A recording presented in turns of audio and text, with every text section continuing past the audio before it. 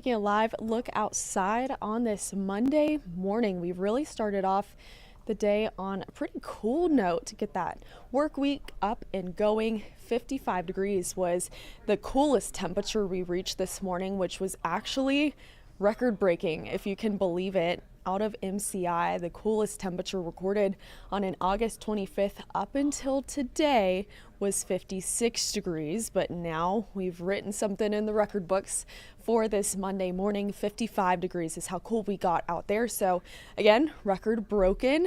Very interesting that we're receiving such cool temperatures as we round out the month of August. It looks like we'll even be able to hang on to them as we kick off September too. Cooler Labor Day weekend than what we've had in previous years, so that will be nice and lovely. As we look through the rest of your morning, this is what you can expect. We're still talking cool temperatures. Check out that cloud cover out there, really causing us to struggle to warm up all that efficiently. We'll stick in the 60s until about lunchtime. Then we'll try to shake off some of that cloud cover, have some peaks of sunshine in the afternoon, and then therefore try and get to the mid 70s. But that's it. Really comfortable, really nice out there. Still lower humidity than what we typically find at this time of the month too. So it's just all good all around today, outside of a couple showers that some of our southernmost communities did find earlier this morning. Here's a look at highs across the area today. Pretty similar, not a whole lot of fluctuation out there except for where we did have some clouds earlier this morning that kept the Kansas side and our southernmost viewers shielded and trapped in a lot of the moisture and the warm temperatures that we got yesterday afternoon. Struggled to allow them to cool off, so they'll have a bit lower temperatures this afternoon to deal with, but still 70s all across the area. 10 degrees cooler than what we should have on a normal August 25th. So we will take what we can get there. The great news is that we're going to continue to stay fall-like, not just in the afternoons, but in the mornings too, through the upcoming days. And as I mentioned, pretty much through the entire week. After we completely get rid of this morning's 20% chance of rain, which will completely wrap up here in about 55 minutes at 11 a.m., we then stay comfortable. 75 today, 77 tomorrow on your Tuesday. Still possible we find some rain then as well. I'll break down future track radar here momentarily. And then Wednesday, slightly warmer, touch more moisture in the air too. That will feed into our next greatest shot of rain arriving Wednesday night into early Thursday morning. So that's something we're watching very closely. We don't have a first warn on the board, not looking severe or like a widespread rain event at this time. We'll let you know if and when that gets updated, and be bringing you the latest all around the clock through these next several days. Let's look at live radar over the past hour, which shows you how that rain has really just wiped itself off the map, though that cloud cover has grown and crept northward over the past couple of hours. That's why we're seeing it now in the metro, downtown, even north of that up towards St. Joe. It's a very stark contrast to what we had earlier this morning. We had a beautiful orange and yellow clear sky sunrise, at least facing northward and down, but that cloud cover has really started to build in and prevented us from warming much at all so far this morning. So here's where there is still some shower activity down there. Now that's on the Kansas side, way down towards Emporia. We look over on the Missouri side. They've only found a couple brief showers so far today. Anderson and Linn counties got the most of the rainfall, but even still, it was just not much that even accumulated. So that's kind of the similar track and method that we'll be going with these next couple days until Thursday's rain chance rolls around, that one I was talking about in the morning. So any rain that we really find until then is not going to be a whole lot of rain, not really going to be impactful, just a thing that's happening. So for example, Tuesday we have a rain chance 20%, just like today's, but instead it's for north of I-70. So it does look to have a bit of a different location and where this rain is looking to fall. Then as we go into Wednesday, We still have a rain chance, but it's more so to cover if the system Wednesday night into Thursday morning tries to come into town a bit earlier. That's why we'll have that 20% on Wednesday, because it can't be ruled out that some raindrops fall on the Wednesday side of the clock, but more likely so on Thursday morning especially. We're watching that morning commute because with the system, which I know I've been alluding to it a lot, but I'll break it down here after this, is that it could bring some heavier rainfall wherever it does exactly end up. Right now that's looking to be mostly to the south of us, but we're keeping a very close eye on that, and there may even be some lingering rain into your Friday that we're going to have to watch for.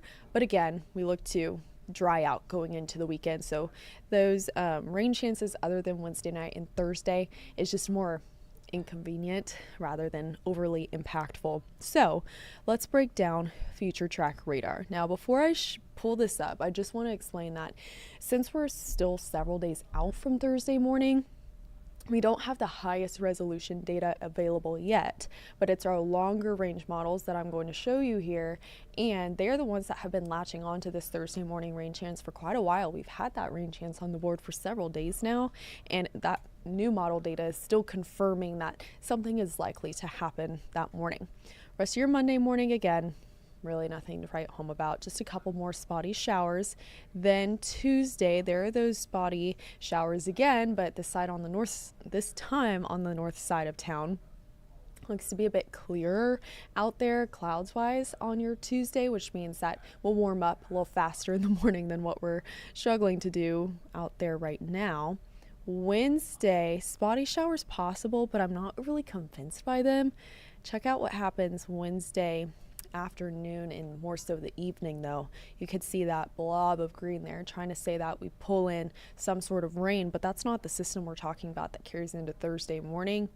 This is the system that we're talking about Thursday morning. So you could see how that's looking to throw some heavier moisture, heavier rainfall our way, mostly on the Kansas side and mostly south of all of us. But this is still something we're watching, because even just a few miles of a difference on where that heavier rainfall does set up could make a big difference in impact for us here. So after the morning commute, it looks to get out of here and just leave behind maybe some scattered showers through the rest of your Thursday. We'll basically just have some moisture on hand, some extra moisture to work with, and with that disturbance rolling through, still possible we find some lingering rainfall out there. But that's what we're talking about with that mid to late week rain chance. So in terms of what the rain chances are day by day, I'll map that out for you. And what you'll notice is that they're low. Like what we saw today, if you're watching this, you probably didn't find rain this morning. Some of us did, but that's what a 20% chance of rain is like. It's a smaller area, smaller coverage area. Same with your Tuesday. We'll have a 20% too for those morning showers to account for those. Wednesday, 20% too, keeping it low. Again, just if some of that rain tries to fall on the Wednesday side of the clock. Thursday is where we bump that up ever so slightly to a 30% chance. That's because at this time, coverage is still looking pretty low. All of our models are indicating that this is probably going to stick pretty far to the south of us, but still something that we have to watch very closely, since there's still plenty of time to be ironing that out. By the time we get to Thursday, even if we don't really find a whole lot of rain here locally, or if you don't even find any rain at all, there is going to be a different feel in the air. Our muggy meter is showing us that, and how our humidity is going to climb Wednesday into Thursday pretty dramatically. So it's going to be a different feeling stepping out the door Wednesday and Thursday from each other, with Thursday being more humid. Then we do look to keep that humidity on hand into the weekend. Now, it's not unbearable levels of humidity, but definitely more humid and more sticky than what we're finding outside right now. It's absolutely lovely right now. With that boost of moisture, the reason that we're watching Thursday's rain chance so closely is for the chance of heavy rainfall. As I mentioned, severe weather concerns not a thing at this time, not something that we're really worried about, but wherever that bullseye of that heaviest rainfall and that storm system gets set up, has the potential to drop a good amount of water. So there's quite a dramatic gradient all across the area from north to south in terms of how much rain we could receive in the next 5 days. This is something else that is verifying that the heaviest of the rainfall does look to fall to the south and more likely on the Kansas side. Though we could see how if we zoom out a bit, how large that bullseye of rain is looking to be. So again, if this shifts ever so slightly northward, it could encapsulate a couple more counties in our southernmost communities that find heavier rainfall and during an impactful time of the day, that morning commute. So that's just something that we really have to keep in mind as we navigate through the rest of the week. These little tiny rain chances that we have now may not be the only rain that we find this week. So just keep that in mind. Keep that at the forefront of your planning for those morning commutes and for that bus stop if you maybe need to drive the kids to school on your Thursday morning. Also, quickly before I then show you your 7-day forecast, so flooding concern is pretty low but not non-existent for your Wednesday. We could see that 1 out of 5 risk there. And then as we go into your Thursday, it changes and lines up pretty well with where our models are putting the heaviest of the rainfall. So mostly on the Kansas side, you're included in a 2 out of 5 for Thursday flood risk right now. It's still looking that would be a more localized issue, just some trouble spots, low-lying areas, stuff like that. But just going to keep that in mind too. All these products are starting to come together and signal that we could be dealing with some rain on our Thursday morning. So we're just going to keep you ahead of the loop on that. Walking through your Security Bank 7-day forecast day by day, a couple differences, but the general trend of cooler temperatures is going to stay the same. That's going to stick with us with those nice, comfortable afternoons and those cooler mornings like what we found today. It's going to feel like fall all week long, though it's just those small rain chances for the front half of the week and then that larger one Thursday morning that we really have to look at and analyze and keep you posted on. So just know that this isn't just an absolute coast of a forecast. We're still working through it, still working on those rain chances for you. So just keep that in mind, especially as you head closer and closer to your Thursday and your weekend. We'll be tracking your weekend forecast and those cooler temperatures too all week long. Y'all have a good one.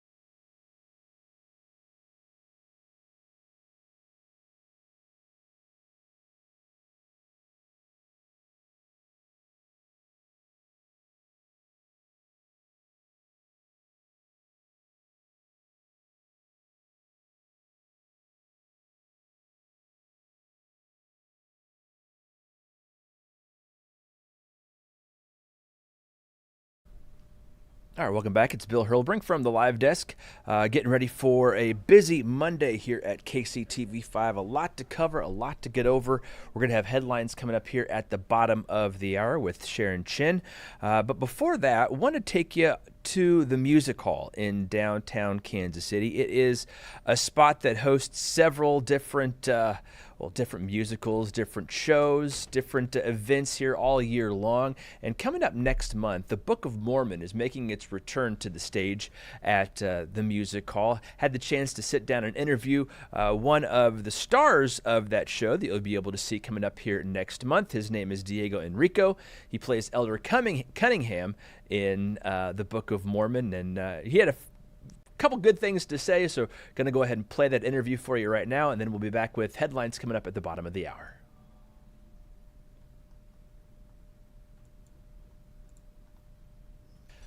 My next guest is going to be coming to Kansas City here in a little bit next month for the production of the Book of Mormon as part of PNC's Broadway in Kansas City series. It's the first engagement of their brand new season. Please welcome in Diego Enrico. He is playing the role of Elder Cunningham in the Book of Mormon. Diego, first off, congratulations on this role here. I know you're pretty fresh out of college. Is this your first big type of role that you've been taking on in your professional career?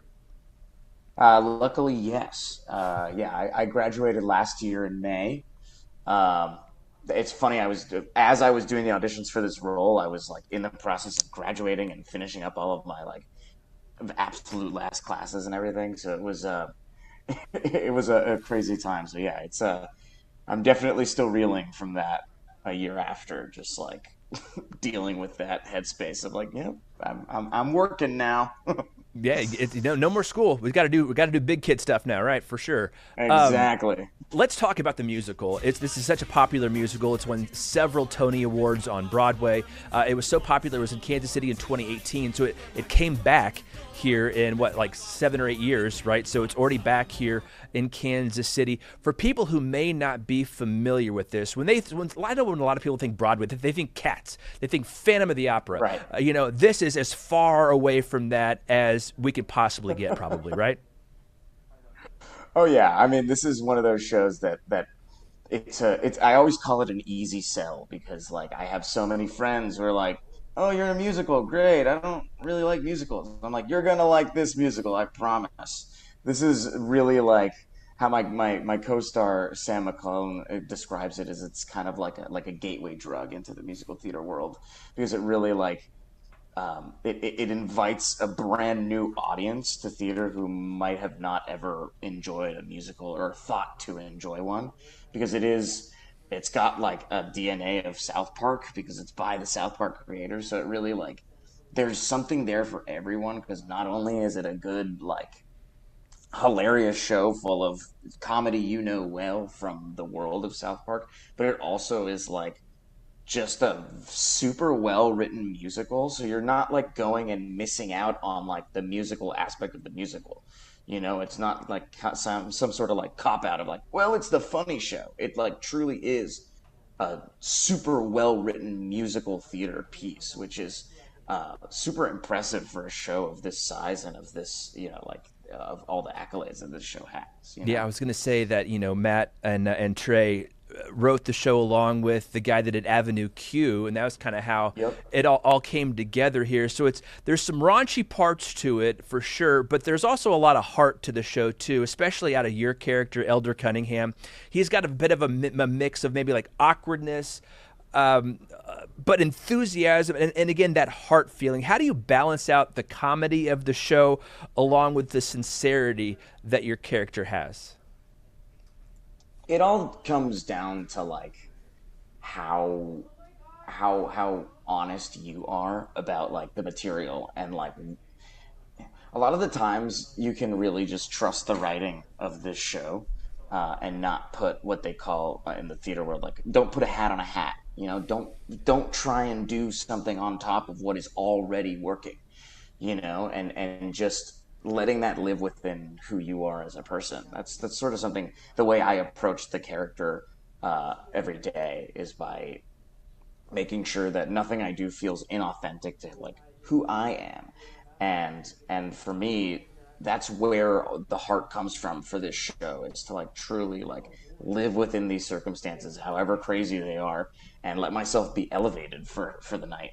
You know, Elder Cunningham is just one of those guys that's like unimpeded by any sort of like social like barriers or whatever. So he's truly such a blessing to play, because you get to like let your social guard down for 2 hours, and really see just like how fun that is. Yeah. Um, and yeah, I mean, like the way you describe it is, there's like the audition casting notice like describes the character as like someone who's a complete screw up, but not for lack of trying. And for me, Hmm. the not for lack of trying part of that sentence is key.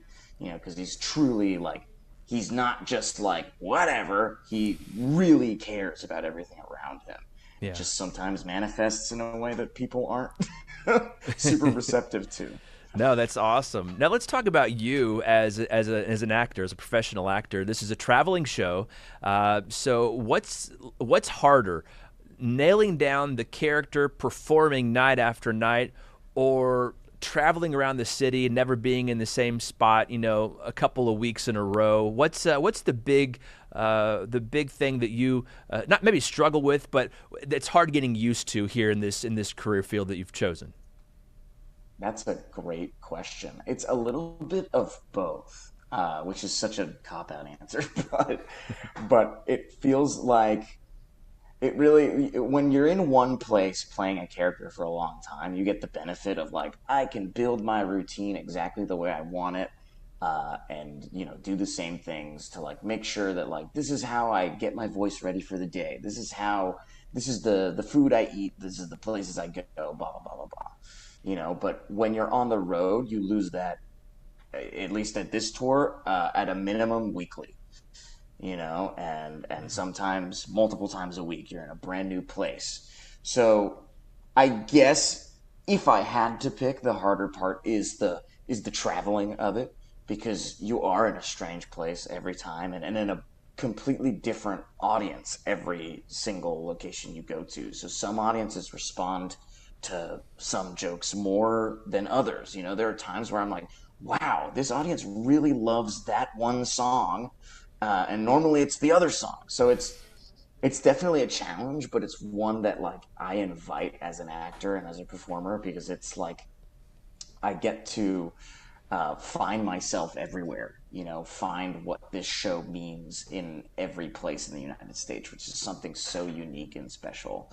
Yeah. But yeah, if I had to give an answer, I think the traveling is probably harder for me than the role, because really the role I get to run out there and just Yeah. just have some fun for two Yeah. hours. Well, let's talk about some of your cast that you work with, that you travel with. I know a lot of the onstage chemistry between you and Elder Price is really important.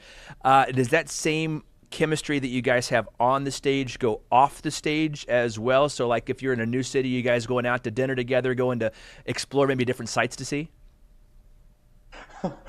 Sometimes, yeah. I'm quite a hermit, honestly. It has nothing to do with anybody else, but I love being inside. Um, I love drinking my water. But yeah, I mean, if there's ever like a nice spot to check out that we've both read about, we'll go and hang out whenever we can. We go see movies. Went to go see Fantastic Four a couple weeks ago. So he and I really share a strong bond on and off the stage. Um, Yeah. and the time flies when doing the show with him, because really like anytime we're off stage together, we're just like gabbing and Having a good and time. Yeah, very man. I get nearly it. missing cues. Yeah, we're having a good time. Yeah, he and I are really, we're like two peas in a pod. Well, last question here, then I'll let you go for today. But again, you're just starting your career here, and again, what a role to get as your first professional role here. What's your aspirations here? What is maybe the next steps for you after you move on from this show, and then what's the penultimate role that you'd like to play here in your Broadway career? Man, I mean, it's I it's a hard question to answer, because I don't. Because I see you possibly as maybe a Seymour in Little Shop of Horrors, maybe. Oh my God.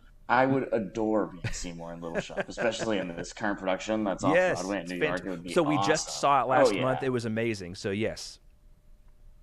Yeah, I mean, I'm open to so many things. I mean, for me, like I'd love to be in like Dear Evan Hansen was also one of my favorite. Mm. This and Dear Evan Hansen and like Hamilton were my three top Oh yeah. shows when I was growing up and first getting into musical theater. So like for me, any one of these shows is a win. And I mean, I'm gonna ride this train for as long as I can. And I truly love this show, and I have not gotten bored of it, nor do I see myself getting bored of it anytime soon. Um, but I mean, yeah, I'd love to do like new works as well. Any new musicals coming down the pike, like throw me in. Well, hey, you know what? You've um, got your foot in the door, young man, so you're oh on the yeah, way to a good career, and I can't wait to see you here in Kansas City when you guys come through. And I also think you could probably do a great King George III in Hamilton. I mean, to pull would Jonathan love Groff's that. character out, it would be fantastic. Oh yeah, 100%. You're reading my mind. All right, we're on the same page, dude. So, well, hey, again, Yes, I don't sir. want to take up a lot of your time here this morning. I do appreciate you getting up early and hanging out with us. Again, if you want to see Of him, he course. is going to be in the Book of Mormon. It's coming to Kansas City September 16th to the 21st. It's going to be playing the music hall, and it is the very first production for PNC's Broadway in Kansas City series this year. You do not want to miss it. Enrico, thank you, or Diego, thank you so much for your time here this morning. We do appreciate it, and I can't tell you to good luck, so break a leg and your future endeavors. Can't wait to see you here in Kansas City. Thank you so much. I really appreciate it. This was awesome. There you go. Again, like I said, you can see him in the Book of Mormon. It's coming to the music hall September 16th through the 21st. Go to AmericanTheaterGuild.com to get your tickets. We're going to take a quick break. We're back with your headlines here in just 2 minutes.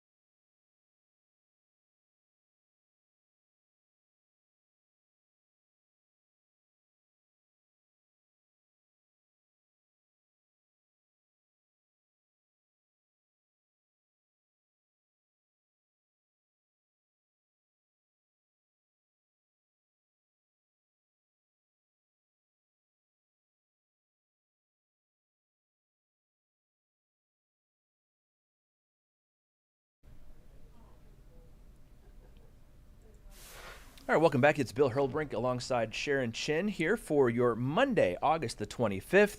What a weekend here in Kansas City, full of some good things, full of some not so good things. We're going to run down a whole list of what happened here in Kansas City here over the weekend. And again, Bill Hurrelbrink alongside Sharon Chen. Sharon, we got to start with what happened downtown early yesterday morning.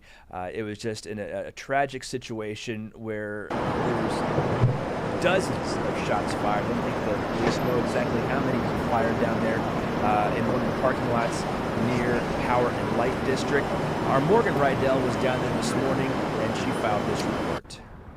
I'm Morgan Rydell. An early morning shooting in this parking lot Sunday killed 2 and sent 3 others to the hospital. You can still see the outline where bullets were identified.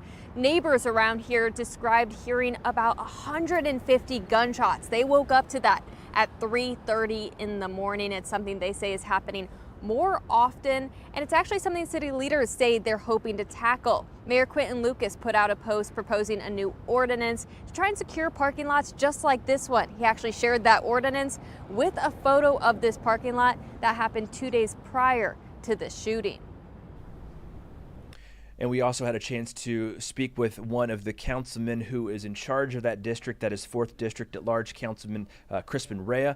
And here is his interview. He spoke with our Ryan Hennessy yesterday afternoon, excuse me.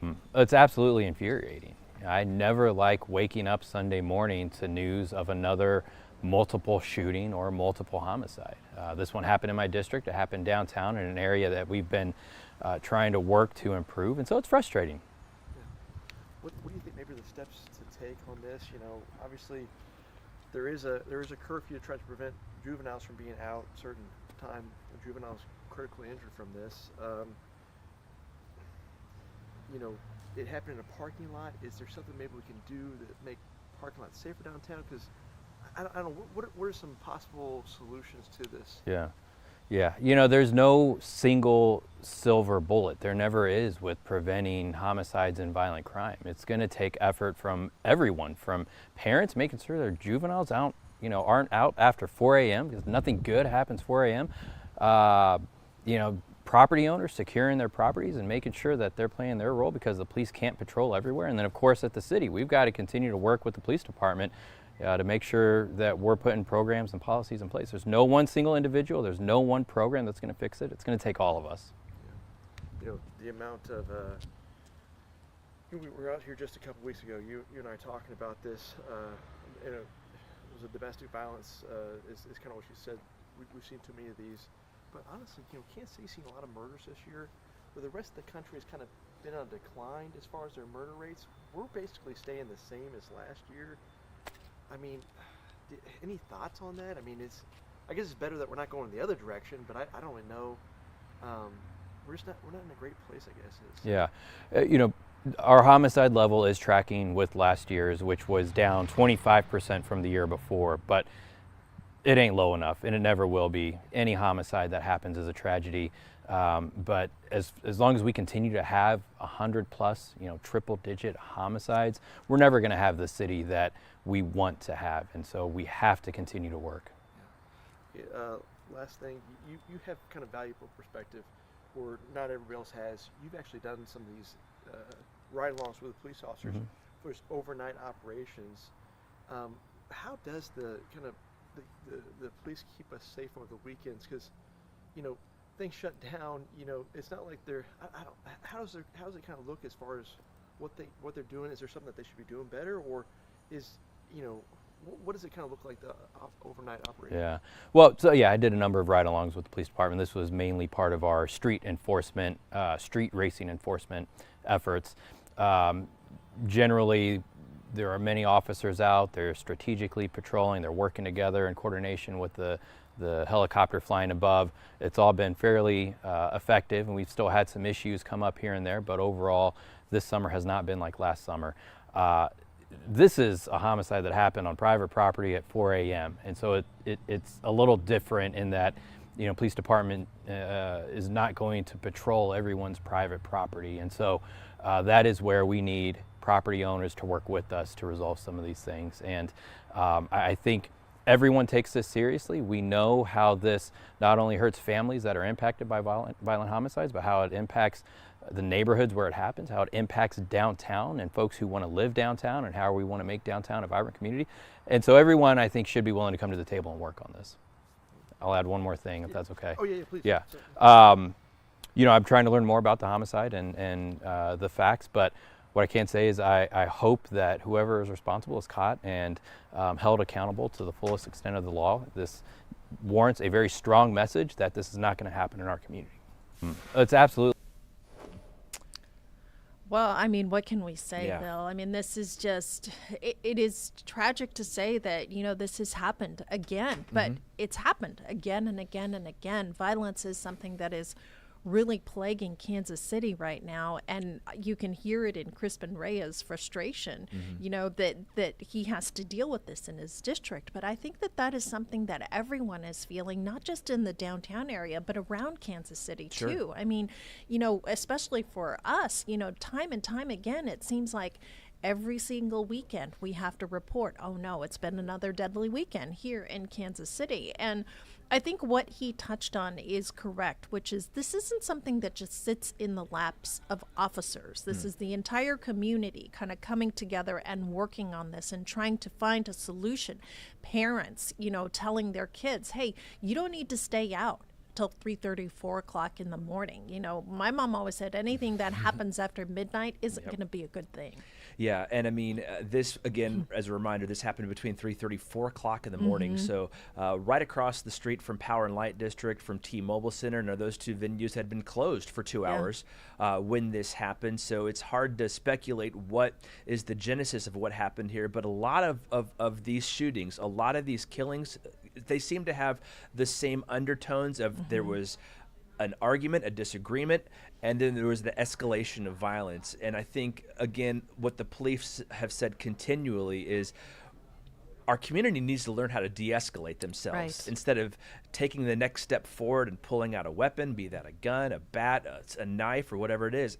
Cooler heads can prevail, and the quicker that some way we can figure that out is going to be the quicker way we can start to see these type of incidents decline. But I mean, this is a situation where it sure seems like a lot of people had guns and a lot of people pulled them out and shot a lot of bullets. And unfortunately, 2 people are now dead because of that. And there's bullet holes in a lot of the buildings downtown.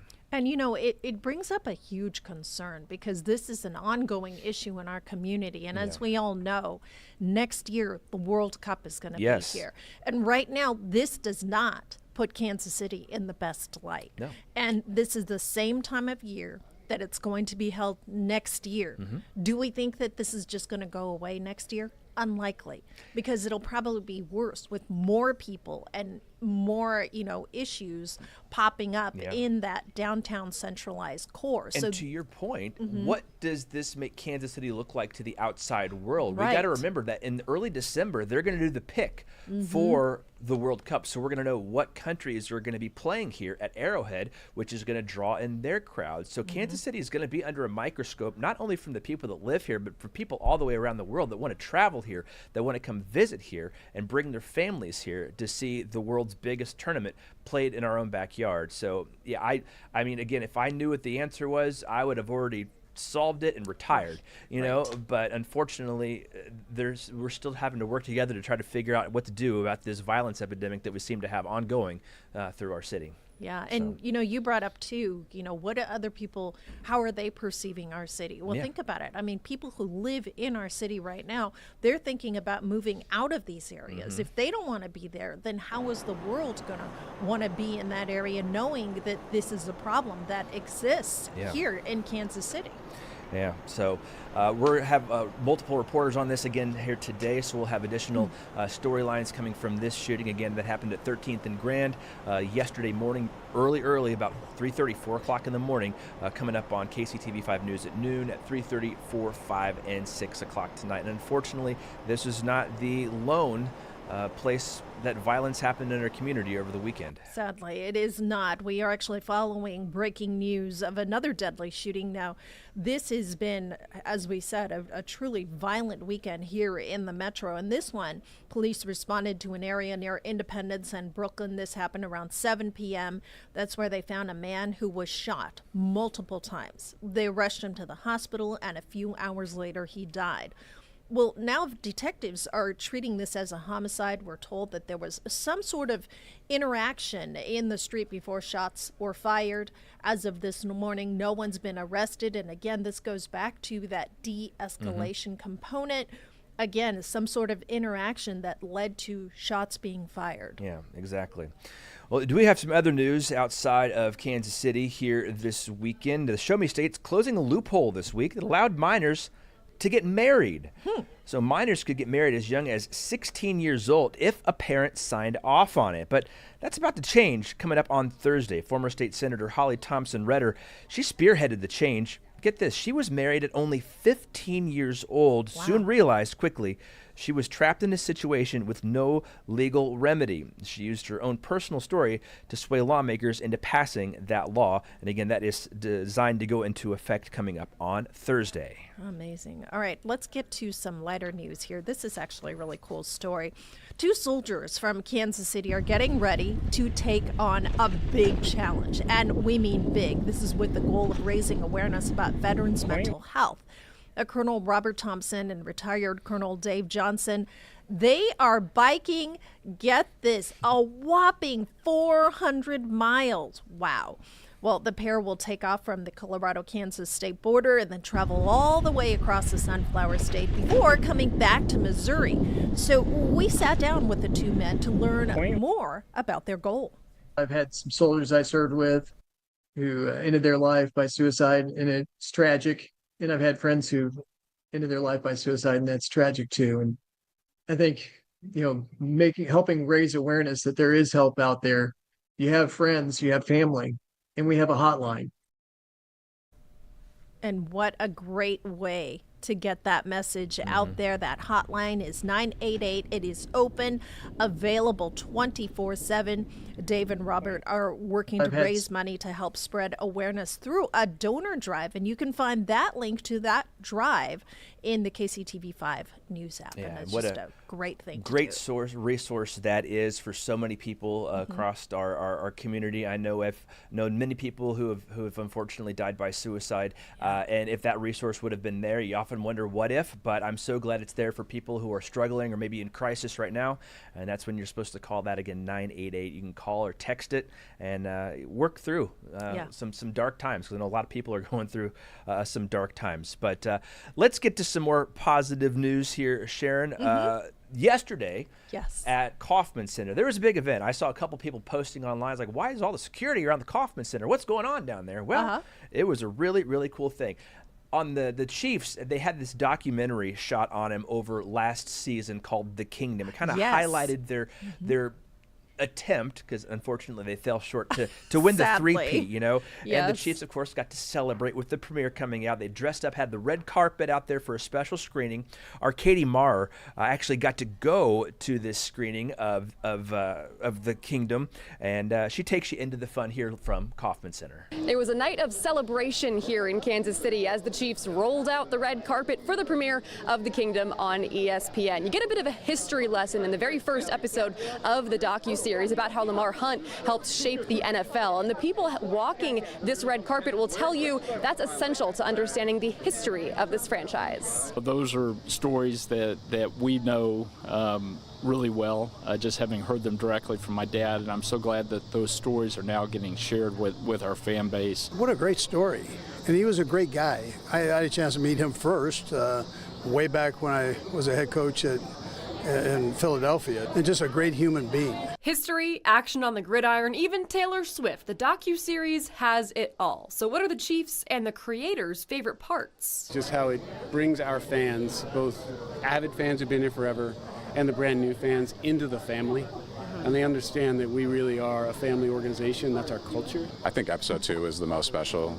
Getting to know the Reed family. I sat with Tammy myself and went through all of her scrapbooks and through her life, and she gave that up to us, which wouldn't have happened without, the level of trust that we developed all year. Favorites aside, the series, like this night, was above all a celebration of what's become a legendary NFL franchise. I felt that personally of going through all those 2-14 seasons. I remember being at the 670 loop and pulling over. I was just so distraught after the 2012 year. I thought, I don't know if I can continue to do this. And then when Coach Reed came, it all changed within a week or two. At the Kauffman Center, Katie Marr, KCTV5 Sports. So pretty cool. Have you had a chance to see any of those episodes yet? No, but it's on my list because I do want to watch it. That is really interesting for sure. It's right up there next to, what was the one you were telling me about earlier that your daughter's really into on Netflix now? Oh, yeah, it's just like K-pop Demon Hunters. Okay. Absolutely the same. No. It's totally a bingeable series. Yes, exactly. But hey, let's go ahead and stick with the Chiefs. Yeah. There's something really cool that we're going to talk about here. The Chiefs are actually bringing in reinforcements on the defensive line in the form of a familiar friend. They are bringing back fan favorite Derek Nottie from the New York Jets in a trade that includes future NFL draft picks, and that is according to ESPN.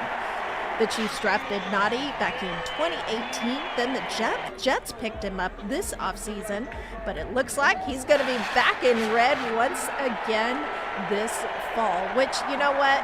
We're coming up on kicking off this season, so we need all the reinforcements we can. That's right. A week from Friday in Sao Paulo, Brazil, the Chiefs are going to be taking on the Los Angeles Chargers. Hard to think that training camp was a couple of weeks ago, but you know what? One of our editors here at KCTV5 went back, and just as now we're just a couple of weeks out from that first game for the Chiefs, let's go ahead and take a look back at some of the highlights of training camp.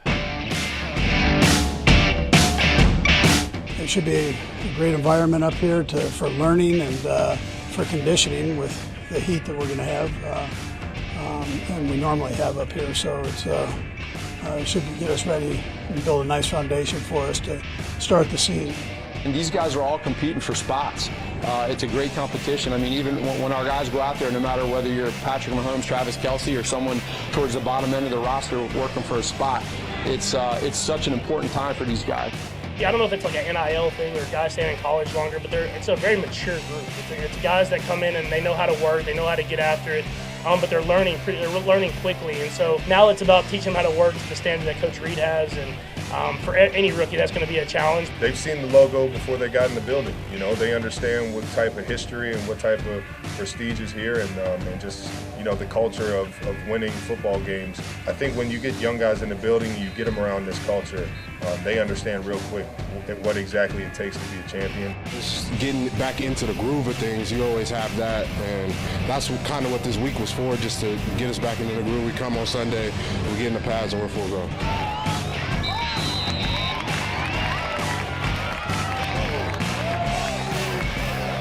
We'll be getting tired of each other a little bit, ready to put pads on both sides. But yeah, it's been healthy competition. Our guys are hungry. You can tell that guys are eager to get back. A lot of guys spent a lot of time in the injury tent last year, and everybody's getting out there and they're healthy, they're flying around, and a lot of healthy competition. Something you can ask for. We're going to put the pads on, man. It should be fun. Well, I just felt compelled to tell them, don't ever take this for granted. Like, it gets hard out here and all that. And I told them, look, at my age, I'm happy to be in the first meeting at training camp, have a job, be healthy enough to do it, right? But these guys don't realize how fast it goes by. I'm realizing it now. But I could see them all when I was talking to them, all nodding, so I think they get it. But we're happy to be here. It's like a track team out there, a 4x1 team. It's next man up. They all can run. That's kind of what our offense is based off of, is just speed. And then, just like you said, we got a lot of guys that can run. We all talk about last year and how it went as far as the lack of explosives, being able to figure out, okay, where's that start at? What are we doing, making sure we're doing our job as coaches? What are the players doing, putting it all together? And without a doubt, that's been an emphasis, and we want to speak it into existence. It starts with teaching it and making sure the guys understand it, and then when we get out there at practice, we execute it. Last year we didn't play our best offensive football, but to be a great quarterback in this league, you got to stand in there, take the hits, and make the throws. And I think you see the greats do that. And so for me, being able to get back to that mindset and trusting the offensive line, they've done a great job this camp so far. And I'm gonna trust in those guys, stand in there, make those throws, and let guys make plays. The big thing for me has been just be aggressive. You know, take shots, take chances. This practice is time to learn, figure out your limits, what you can do. So it's been good. You know, pushing myself, try to be aggressive, and you know, just figure out where I fit in the offense. You know, it's the preseason is the preseason. We understand it, and you want everybody to stay safe and have your health and stuff like that. But at the end of the day, you're a football player. You got to play football, and there's risks that are involved with that. And so we on this team, we want to get out there and give chances to showcase that what we're doing is paying off. We got to play everybody. That was a positive. Some of these guys have been busting their tail throughout the camp, and they had a chance to go up against our 3s and 4s, got a chance to go up against our 2s, and it's a great experience for them. So we need to finish the game, obviously, better than what we did. But I thought the 1s on both sides of the ball did well. I'm sitting at home because we had a day off, and all of a sudden I see Bucker on television with the president. I go, what? Was this old? But, you know, it was. He did a great job, I thought. He represented himself well, he represented the Chiefs well, and he looked great up there. What about Gardner Minshew's mustache? How about that, I mean, man? come on. I know. That is any precursor to how this season is going to go. I mean, I think we're back in the Super Bowl again. Hey, it brings Ted Lasso vibes for me. It brings all those vibes. Yes, yeah, it might be a little yes. even more impressive than Ted Yes, Lasso. true, But true. again, with football season starting here in just a couple of weeks, reminds us that, you know, the summer is really winding down here.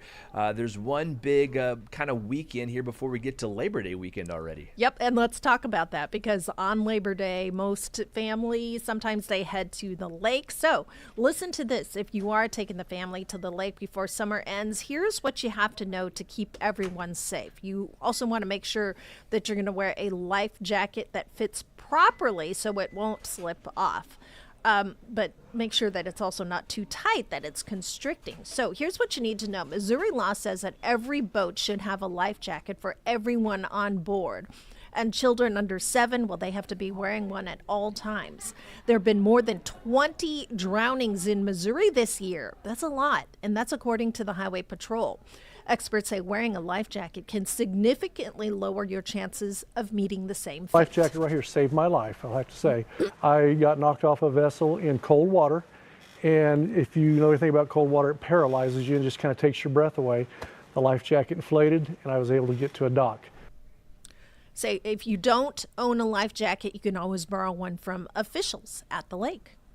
I'm KCTV5's Gabby Lumo. We're here at the Robin S. Winter DV shelter here in Kansas City. It's one of the newer domestic violence shelters in our area. Now, this shelter is a little bit of a different one than others, as it allows extended stay options for survivors and their families. Now, survivors must stay at least 4 months to be able to get a longer term apartment. Some of those apartments, they can stay up to 2 years, some up to 4, just for specific cases. Now, this all comes as there's a heightened awareness of DV and DV related deaths. Now, back in April, the Kansas City area reported 12 DV related homicides. That was just at the beginning of the year. In July, KCPD tells us they answer 5,000 calls per year for DV related cases.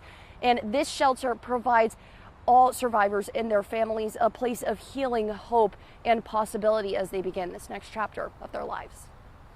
Well, drivers at a problematic intersection in Basehor, Kansas are going to need to slow down beginning today. Crews are going to begin lowering the speed limit at 158th and 24 highway. This comes after drivers claim to see green lights in perpendicular directions of traffic, so could it cause some major crashes out there. Now, a third-party investigation found no issues with those lights, but KDOT's going to keep a close eye on that intersection as we move forward. Okay, now we want to tell you about a safety alert, one that involves your freezer, because you might want to check it. Bluebell is actually recalling some ice cream over an allergy risk. The recall was for the half-gallon Millennium Crunch ice cream. So what happened here is it was mistakenly packaged in chocolate chip cookie dough cartons. Now, the company says that the ice cream has undeclared almond, walnut, and pecan inside of it. Now, here's why this is important. People who are allergic to those nuts, they could be at risk of a serious or life-threatening allergic reaction if they eat them. So this ice cream was sold in Kansas and Missouri, plus dozens more other states.